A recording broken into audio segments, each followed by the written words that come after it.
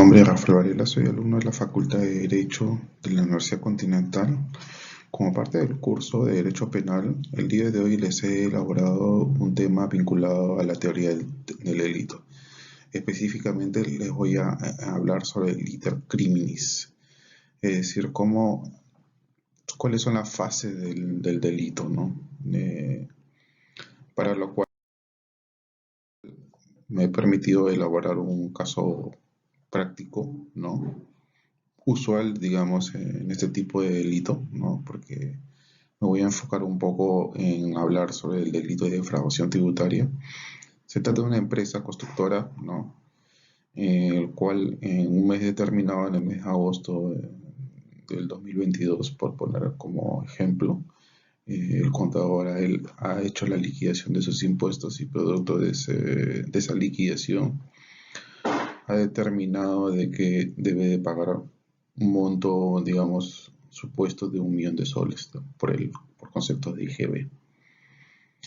Esta liquidación es expuesta a su gerente general y luego él de evaluar, digamos, las alternativas de pago, un poco cuestiona la liquidación del impuesto y solicita a su contador ver de qué otra forma se puede reducir los pagos de impuestos, ¿no?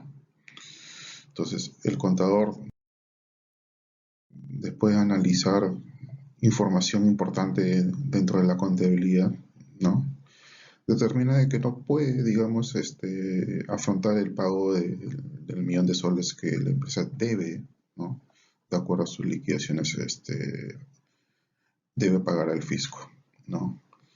Entonces recuerda por ahí de que vio un aviso, ¿no? En el cual una organización criminal, ¿no? Que se dedica a lo que es la venta de facturas, le ofreció en algún momento vender facturas vinculadas a la actividad de construcción de la empresa y se acercó a conversar con el gerente general de la empresa y le indicó que la única forma para reducir impuestos era comprar, ¿no? facturas, ¿no? Entonces, basado en este caso práctico es que les voy a exponer, ¿no? Desde la teoría del delito, cómo es que se genera, cuáles son las fases, digamos, que existen, ¿no? Vinculadas al camino del delito, ¿no? Como antecedente les puedo comentar de que los delitos de defraudación tributaria antiguamente estaban en el Código Penal, ¿no? Y estaban tipificados entre los artículos 268 y 269, pero en la década del 90, ¿no? Tanto la SUNAT como el gobierno central evaluaron este tipo de delito y lo que hicieron fue de manera especial y con, digamos, permiso del Congreso, publicar un decreto legislativo 813, ¿no? A partir de ese decreto legislativo nació la ley penal tributaria, ¿no? También les puedo comentar que el delito de defraudación tributaria es un delito que en el fondo es un delito eminentemente doloso. O sea, no se puede alegar de que este tipo penal, la comisión del mismo sea imprudente, ¿no? O dicho de otra manera, sea un tipo de delito culposo, ¿no? Ya que para poder concretar este delito es el autor, digamos, y los partícipes que, digamos, intervienen en todo, digamos, eh, la comisión de este delito, tienen plenamente conocimiento de los hechos que pudieran, digamos, afrontar y los riesgos que también se asumen, ¿no? Otro tema que tenemos que, digamos, precisar es que el bien jurídico protegido en este caso es el patrimonio, pero vinculado a los impuestos que el Estado tiene que recaudar, digamos, de los contribuyentes, ¿no?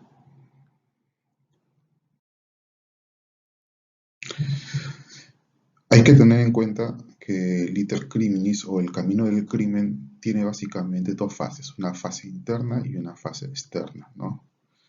La fase interna es una fase en la cual todavía no se ha cometido el delito, en donde nace, digamos, por parte del autor del crimen, la idea, digamos, de poder cometer, ¿no?, un delito. ¿Cuál es ese delito? El buscar reducir el pago de los impuestos, ¿no? Pero utilizando, digamos, elementos, digamos, que no están permitidos de acuerdo a la ley, ¿no? Una vez que nace esta idea de la comisión del delito, es que se evalúa cuáles son los riesgos, digamos, que se puedan afrontar si es que se toma la decisión de, por ejemplo, en este caso práctico, de comprar facturas, ¿no? Entonces, esos riesgos se entienden que no solamente es evaluado por el autor del crimen, sino también es evaluado por los partícipes, digamos, que ayudan a la comisión de este tipo de delito, ¿no?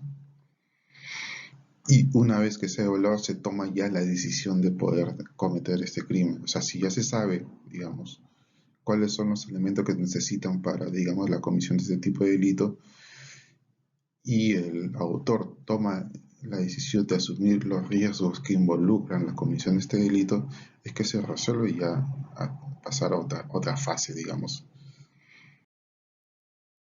que es, digamos, la segunda fase, que es la fase externa o la exteriorización del acto. En esta fase, si lo, digamos, vemos desde el punto de vista, digamos, del caso práctico que les estoy poniendo, en la etapa de manifestación es cuando ya se toma contacto, por ejemplo, con la persona que está vendiendo las facturas falsas. En este caso se entra una especie de negociación en las cuales se pactan los montos, el tipo de actividad. Digamos que se hace un planeamiento de cómo debería, digamos, hacerse la venta de las facturas, ¿no? ¿No? Se prepara, digamos, todo un escenario que puede involucrar, por ejemplo, la emisión de una factura electrónica, y esa factura electrónica puede estar, digamos, entre comillas, sustentado con un pago de una bancarización, es decir, se puede proceder a lo que es la simulación, ¿no?, de toda una transacción, porque una factura puede involucrar muchas obligaciones, como por ejemplo, lo mencioné hace un momento, el pago de una bancarización, ¿no? Porque uno de los requisitos, por ejemplo, para que una factura sea deducible como crédito fiscal, es que éste cumple con su forma de pago, ¿no? Se utiliza un medio de pago que no puede ser una transferencia o un cheque, por ejemplo. Por ejemplo, si es una factura que está afecto al régimen de tracción, se debe cumplir con ese pago, ¿no? Entonces, hay una serie de elementos que se tienen que cumplir para que al momento de utilizar esa factura se minimicen los riesgos de detección por parte de la administración tributaria, ¿no? Entonces, básicamente, todo, todo este planeamiento que se hace y que se tiene que cumplir está en estas dos etapas. Una en la manifestación, en la que yo le llamaría una etapa de negociación. Ya en la etapa de preparación, básicamente lo que se está haciendo es empezar a concretar las transacciones simuladas que van a ser utilizadas como crédito fiscal, ¿no? Y por último, en la etapa de ejecución, vamos a ver de qué se trata en el momento en el cual ya prácticamente se está concretando el hecho delictivo. Y esto empieza desde el momento en que el contribuyente, a través de la contabilidad, informa a la administración tributaria la existencia de estas facturas, porque cuando uno realiza la liquidación mensual, por ejemplo, del impuesto general a las ventas, antes de presentar la declaración que está representada por el PDT, ¿no?, el 621, previamente tiene que informar a través de los libros electrónicos la existencia de los comprobantes de pagos que van a sustentar el crédito fiscal. Entonces, este hecho, esta ejecución, digamos, del delito empieza desde el momento en el cual ya el contador concretó el ingreso de las facturas en el sistema contable e informa a la SUNAT primero, ¿no?, la existencia de estos comprobantes a través del registro de compras, ¿no?, electrónico. Una vez que esta información esté ya cargada desde los sistemas SUNAT, es que recién van a hacer el crédito fiscal al que supuestamente, entre comillas, el contribuyente tiene derecho a utilizar. Y para eso, al día siguiente lo que va a hacer el contribuyente, porque más o menos esa es la fase, digamos, de ejecución de este tipo de crimen, es que esa información ya aparece en los sistemas de SUNAT y lo que hace el contador a través de la clave SOL es elaborar, ¿no?, o terminar de elaborar el PDT 621, ¿no? Una vez que haya concluido la elaboración del PDT es que recién va a aparecer cuál es la obligación tributaria que tiene el contribuyente, ¿no?, que declarar ante el fisco. Y una vez que declara esa obligación tributaria, simplemente lo que va a direccionar es el pago, ¿no? Y la dirección del pago lo hace a través de las cuentas bancarias donde tiene disponible el efectivo, digamos, ¿no?, o el flujo de caja suficiente que va a cubrir ese pago, ¿no? Entonces, es ahí donde se concreta, en la declaración de la obligación tributaria, ¿no? Entonces, mientras la simulación esté mejor perfeccionada, es decir, mientras las facturas estén realmente cubiertas, lo que va a suceder es que la SUNAT, al momento de hacer una, digamos, una verificación que va a partir desde la lectura del registro de compra electrónico, va a detectar todos estos proveedores que tiene la empresa y va a comenzar a hacer cruces informáticos. Entonces, los riesgos en este tipo de delitos se minimizan debido, digamos, a que cada vez las mafias que venden facturas tratan de perfeccionar y tratan siempre de cumplir casi al 100% de los, al menos, requisitos formales que exige la ley, ¿no?, para poder sustentar la deducción de una factura, ¿no?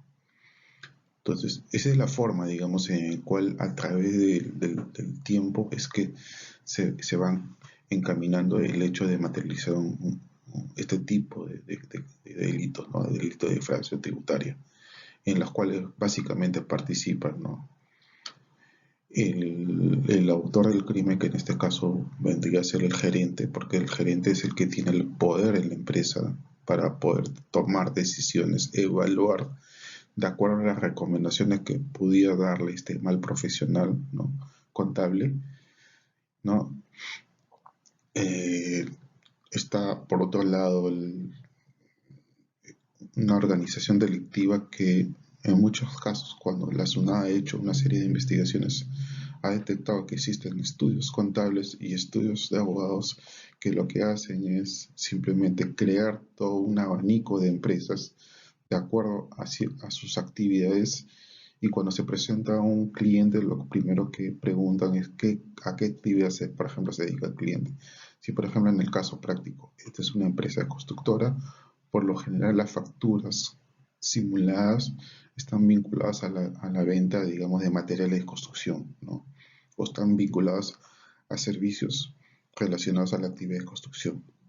Entonces, el perfeccionamiento de este tipo de crimen, ¿no?, está dado, digamos, de acuerdo a la actividad de la empresa y de acuerdo al ofrecimiento que tienen, digamos, este tipo, digamos, de organizaciones criminales. Es por esta razón de que surgió la ley penal tributaria como una norma especial, ¿no?, y de control, ¿no? Entonces, con esto, digamos, paso, digamos, a terminar mi exposición y bueno, espero que este tema del iter criminis se haya explicado con mucha claridad. Bueno, buenas noches y hasta luego.